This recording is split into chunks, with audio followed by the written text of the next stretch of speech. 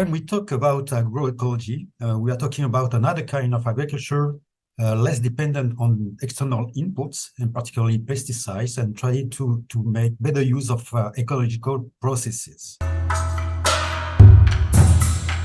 So the first challenge is, how do we manage these processes to be more efficient? And for example, in the case of natural regulations, what we try to do is, in the case of sugarcane plantation, for example, is try to introduce very regularly some band of natural vegetation just to create favorable habitats for the natural enemies of the main sugarcane pest, in order to control the population of this pest and try to reduce the necessity of using pesticide control.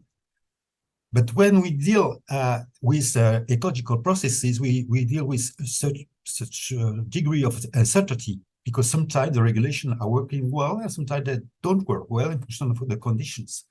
So that means that to be efficient, the farmers need to learn about these ecological processes to be more efficient in the way they manage that. The second challenge I see is that we deal in agroecology with diversity.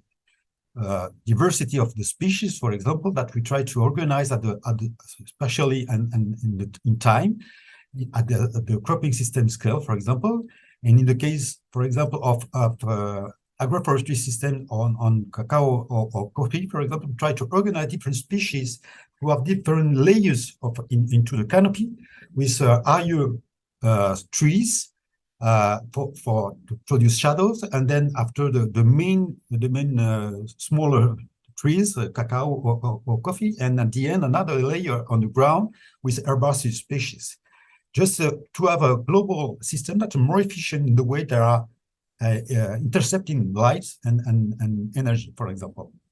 The other level of diversity is that at the farm level, where we have to organize activities and different kind of activities for the farmers, not to depend only on one product.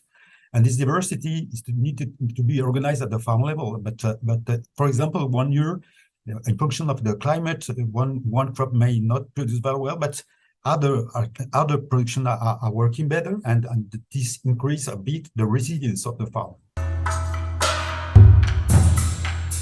The third challenge I see is that agriculture is still an economic activity, and the farmers needs to generate an income, a sufficient income to sustain himself and his family.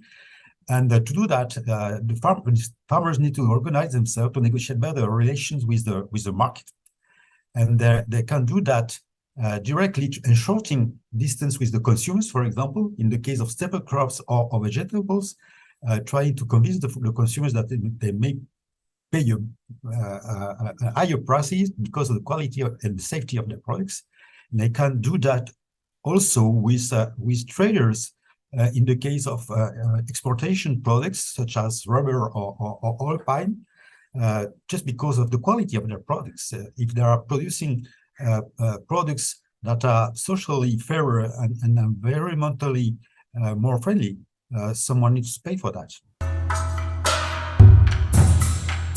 So in summary, the three challenges I see is that there is a need of capacity building for farmers and technicians. There is a need on trying to improve the use of diversity at the farm level. And there is a need of negotiate for farmers better relation with the market.